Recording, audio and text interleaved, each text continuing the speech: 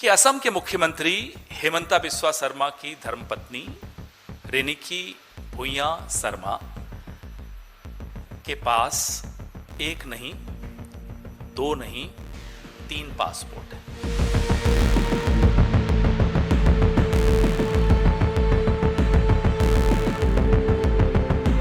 अभी पवन खेड़ा भाग गया ना, कल तक तो बोल रहा था मुझे अरेस्ट करो, अभी पुलिस उनका घर गया है, वो हैदराबाद भाग गया है। अरे गिरफ्तार ऐसे बहुत देखे हैं हम।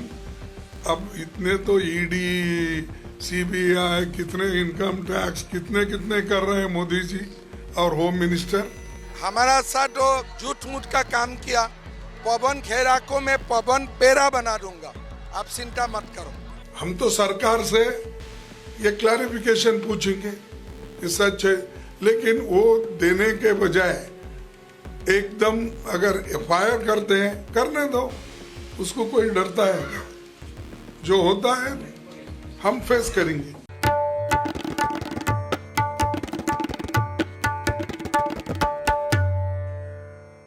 आदाब, नमस्कार। द रेड माइक में आपका स्वागत है। मैं हूं सौरभ शुक्ला। माहौल गरमाने लगा है और आसाम का माहौल और भी ज्यादा गरमाने लगा है।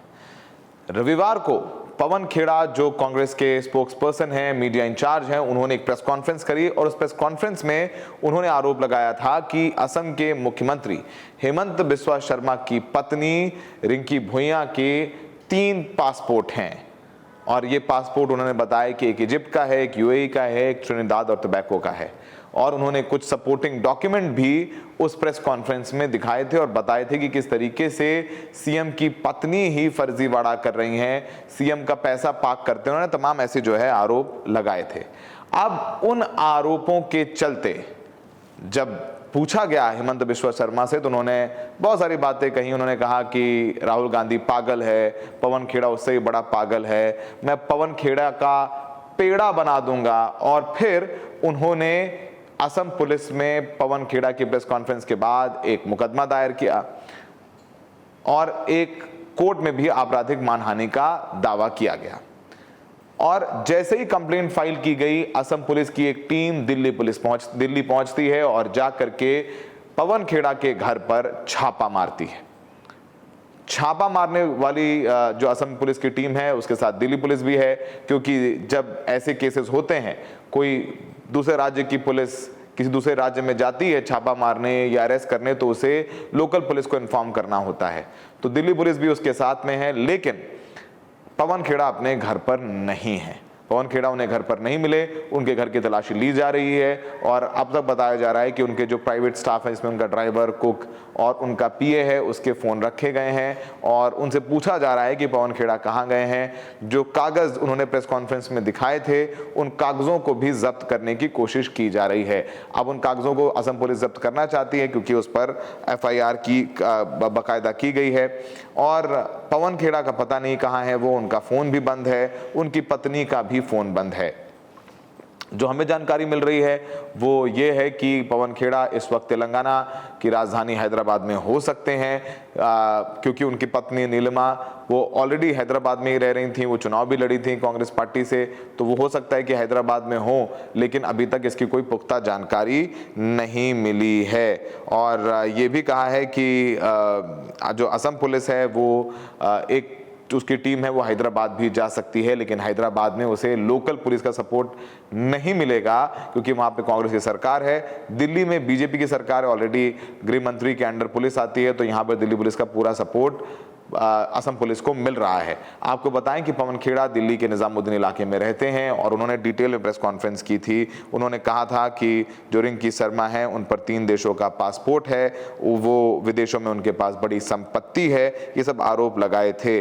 और शर्मा ने तमाम पोस्ट लिखे थे। शर्मा ने सोशल मीडिया पर लिखा था कि पवन खेड़ा की आज की प्रेस कॉन्फ्रेंस कांग्रेस पार्टी के अंदर गहरी हताशा और घबराहट को दर्शाती है। जैसे जैसे असम एक ऐतिहासिक जनादेश और निर्णायक रूप से आगे बढ़ रहा है, इसी तरह हताश और बेबुनियाद हमले केवल उन पर उनके ढहते जनाधार को ही उजागर करता है। ये सब सारी बातें उन्होंने कही। फिर उन्होंने एक वीडियो ट्वीट किया, उसमें लिखा कि खेड़ा का बनेगा पेड़ा। देखिए, कुछ अहम बातें हैं कि असम पुलिस भले ही उसके मुख्यमंत्री हेमंत बिस्वा हो, लेकिन जब मॉडल कोड ऑफ कॉन्डक्ट लग जाता है, जब आचार संहिता लग जाती है, तो पुलिस या पूरा प्रशासन चुनाव आयोग को रिपोर्ट करता है। तो बॉस चुनाव आयोग हो जाता है, बॉस हेमंत बिश्वा शर्मा नहीं रहते हैं। लेकिन उनकी एक शिकायत पर पुलिस इतना स्विफ्ट और इतनी तेजी से काम कर रही है, तो आप समझिए कि इशारा हमारा किस ओर है। पवन खेड़ा अपने घर पर नहीं मिले हैं। अब ये एक लंबी लड़ाई है जो पवन खेड़ा को लड़नी होगी। असम में आज शाम को प्रचार थम जाएगा, 9 तारीख को वहां पर वोटिंग होनी है और नतीजे तो अगले महीने आएंगे, लेकिन 9 तारीख तक असम का माहौल काफी गरमाया हुआ है। कांग्रेस के राष्ट्रीय अध्यक्ष मल्लिकार्जुन खड़गे भी आज असम में थे। उन्होंने प्रेस कॉन्फ्रेंस कहा, उन्होंने कहा कि भाई ये सारे आरोप लग रहे हैं, हेमंत बिश्वा शर्मा बेहद भ्रष्टाचारी हैं और उन्हें वो अगर सरकार बदलती है, कांग्रेस की सरकार आएगी तो उनको जेल भेजा जाएगा, उन पर तमाम भ्रष्टाचार के आरोप हैं। उन्होंने अपने प्रेस कॉन्फ्रेंस में सिंगर जुबिन मेहता के जो न्याय, जुबिन गर्ग की मौत को लेकर जो न्याय है उस पर भी बात की है। लेकिन हम पहले चाहते हैं कि आपको सुनवाएं कि पवन खेड़ा को लेकर के हेमंत बिश्वा शर्मा किस तरीके की बातें कह रहे हैं, कितने अग्रेसिव नजर आ रहे हैं। वो ये कह रहे हैं कि मुझे नहीं पता कि असम पुलिस क्यों गई है, पर मुझे ये पता चला है कि पवन खेड़ा हैदराबाद भाग गए हैं। तो उन्हें किसने बताया कि पवन खेड़ा हैदराबाद भाग गए हैं अगर पुलिस से वो संपर्क में नहीं है? ये कई सवाल उठते हैं। लेकिन व्हाटएवर सेड एंड डन, एक बार आप सुनिए कि हेमंत बिश्वा शर्मा क्या कह रहे हैं। अरे मेरा हिसाब में पवन खेड़ा भाग गया है हैदराबाद तक। असम पुलिस क्यों दिल्ली गया है पता नहीं। मेरा जितना न्यूज़ है वो हैदराबाद तक काल ही भाग गया है। अभी पवन खेड़ा भाग गया ना, काल तक तो बोल रहा था मुझे अरेस्ट करो। अभी पुलिस उनका घर गया है, वो हैदराबाद भाग गया है। तो पवन खेड़ा को मैं हमारा साथ तो झूठ मूठ का काम किया, पवन खेड़ा को मैं पवन पेरा बना दूंगा, आप चिंता मत करो। आपने हेमंत बिश्वा शर्मा को सुना। अब आपको सुनवाते हैं कि इस रेड को लेकर, इस छापे को लेकर के इशारों में जो कांग्रेस के राष्ट्रीय अध्यक्ष हैं मल्लिकार्जुन खड़गे क्या कह रहे हैं। अरे जो इल्जाम उन पर लगाया गया है, उनकी डबल इंजन की सरकार है, यहाँ भी उनकी सरकार है और केंद्र में भी है। फिर उनका फॉरेन मिनिस्टर इसी स्टेट का है, उनके पार्टी का ही है। कैबिनेट मिनिस्टर, फॉरेन मिनिस्टर उनके पार्टी का ही है, स्टेट मिनिस्टर उनके पार्टी का है। क्या वो सो रहे हैं? वो देने दो ना रिप्लाई कि ये झूठ है, सच है। हम तो सरकार से ये क्लैरिफिकेशन पूछेंगे ये सच है, लेकिन वो देने के बजाय एकदम अगर एफआईआर करते हैं, करने दो, उसको कोई डरता है? जो होता है हम फेस करेंगे। गिरफ्तारी की तलवार लटकती। अरे गिरफ्तार ऐसे बहुत देखे हैं हम। अब इतने तो ईडी, सीबीआई, कितने इनकम टैक्स, कितने कितने कर रहे हैं मोदी जी और होम मिनिस्टर, सबको तंग कर रहे हैं। और उन लोगों को, जिन लोगों को वो भ्रष्ट करके जेल में डाले, वो बाहर आने के बाद वो ड्राई क्लीन का रहता, क्या बोलते हैं उसको, वॉशिंग मशीन में डाल के उनको क्लीन करके ले रहे। क्लीन भी नहीं है वो, कैसे चंद ऐसे रहते हैं, अगर कोई दाग बैठा भी है तो कभी क्लियर भी नहीं होता। उदाहरण के तौर पर मैं बोलता हूँ, डॉक्टर बाबा साहब अम्बेडकर एक बार ये बात की थी। क्या कहे थे कि भाई मैं किसी को, आप नाम बदलने से कुछ नहीं होता, अगर कोयले को कितना भी घिसो तो काला ही निकलता है। तो वैसा अगर आप कितना भी उनके बारे में कहो, ये लोग वैसे ही है और ये कभी सफेद बनने वाले नहीं। आपने मल्लिकार्जुन खड़गे को सुना, आपने हेमंत बिश्वा शर्मा को सुना, लेकिन ये सारे आरोप रिंकी भुइयां पर लग रहे हैं। रिंकी ने कहा है कि आरोप सारे झूठे हैं। आपकी तपस्या में नहीं, आपकी रिसर्च में भी कमी रह गई है। ये सारे जो डॉक्यूमेंट्स पवन खेड़ा ने प्रेस कॉन्फ्रेंस में दिखाए हैं वो सब AI जनरेटेड हैं, AI से बने हुए हैं, उसकी सत्यता शून्य है। और उन्होंने कहा कि अब वो पुलिस और प्रशासन में शिकायत करेंगे और पुलिस को अपना काम करने देंगे, तो वो भी इन आरोपों को लेकर काफी अग्रेसिव नजर आई। लेकिन पवन खेड़ा ने आरोप क्या लगाए थे वो जानने बहुत जरूरी है। हमने बताया कि उन्होंने आरोप लगाया था कि 3 पासपोर्ट हैं रिंकी भुइयां की, वो बहुत बैक एंड फोर्थ विश्व भर में ट्रैवल करती हैं, उनके तमाम कंपनियां हैं, विदेशों में प्रॉपर्टी है, पैसा है, सब सारी चीजें उन्होंने कही थी। हम चाहते हैं कि आपको फिर से सुनवाएं कि पवन खेड़ा ने किस तरीके के आरोप इस प्रेस कॉन्फ्रेंस में लगाए थे। ये ऐसे दस्तावेज हैं जो सीधे सीधे भारत के बाहर से संबंधित हैं। मैं आपको सबसे पहले एक चौंकाने वाली जानकारी दूंगा और आप भी हैरान हो जाएंगे कि असम के मुख्यमंत्री हेमंता बिस्वा शर्मा की धर्मपत्नी रेनिकी भुइयां शर्मा के पास 1 नहीं, 2 नहीं, 3 पासपोर्ट हैं। तीनों पासपोर्ट लिविंग पासपोर्ट्स हैं, एक्सपायर नहीं हुए हैं। आपको ये दिखा रहे हैं हमारे साथी। ये जो गोल्डन कार्ड है ये यूएई का गोल्डन कार्ड है, United Arab Emirates Abu Dhabi. इसमें जारी हुआ ये 14 मार्च 2022 को, खत्म हो रहा है 13 मार्च 2027 को। ये पहला सबूत हम आपके सामने रख रहे हैं।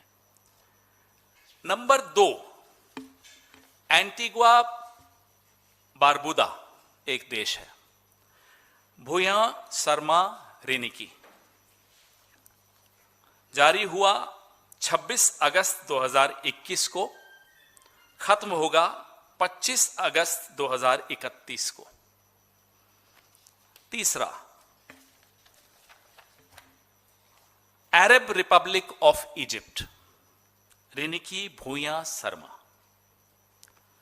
जारी हुआ 13 फरवरी 2022 को, खत्म होगा 12 फरवरी 2029 को। ये तो 3 है, बाकी भी हो सकते हैं, हमें नहीं मालूम। लेकिन हम ये जानना चाहते हैं कि जिस मुख्यमंत्री की पूरी राजनीति मुसलमानों के खिलाफ नफरत पर आधारित हो, उसकी अपनी पत्नी 2 मुस्लिम देशों के पासपोर्ट रखती हो और एक एंटीगुआ का पासपोर्ट रखती हो, नंबर 1। नंबर 2, हम ये जानना चाहते हैं क्योंकि भारत के कानून के हिसाब से आप ड्यूअल सिटीजनशिप यानी कि दोहरी नागरिकता नहीं रख सकते। हम ये जानना चाहते हैं कि क्या रेनिकी भुइयां शर्मा भारत का पासपोर्ट भी रखती हैं? Is she a citizen of India also? Because we have shown you 3 passports. One is the golden pass of UAE, Abu Dhabi, issued in Abu Dhabi. It is a living document, not an expired document. Number 2, Egypt, living document, living passport, not an expired passport. Number 3, Antigua Barbuda, living passport, not dead, not expired. How can an Indian national have 3 passports of 3 different countries? तो ये सारे आरोप पवन खेड़ा के सुने। पवन खेड़ा अपने घर पर नहीं है। जैसे हमने कहा कि हमें पता चल रहा है कि वो हैदराबाद में है, कब आएंगे नहीं आएंगे हमें नहीं पता है, लेकिन अब ये आरोप प्रत्यारोप का दौर जारी रहेगा। 9 तारीख को मतदान होने हैं, उसके बाद हो सकता है कि पवन खेड़ा को एंटीसिपेटरी बेल इस मामले में लेनी पड़े। जिस तरीके की भाषा हेमंत शर्मा इस्तेमाल कर रहे हैं कांग्रेस पार्टी और कांग्रेस पार्टी के नेताओं के खिलाफ, ये तो जाहिर है कि अभी फिलहाल तो असम में वो उनकी चल रही है, क्योंकि मौजूदा सीएम है, चुनाव आयोग को लेकर सवाल उठते रहते हैं। लेकिन व्हाटएवर सेड एंड डन, अब जो भी अपडेट होगा इस पूरे मामले में हम आपके समक्ष लेकर के समय समय पर प्रकट होते रहेंगे। हमें देखने के लिए बहुत बहुत शुक्रिया।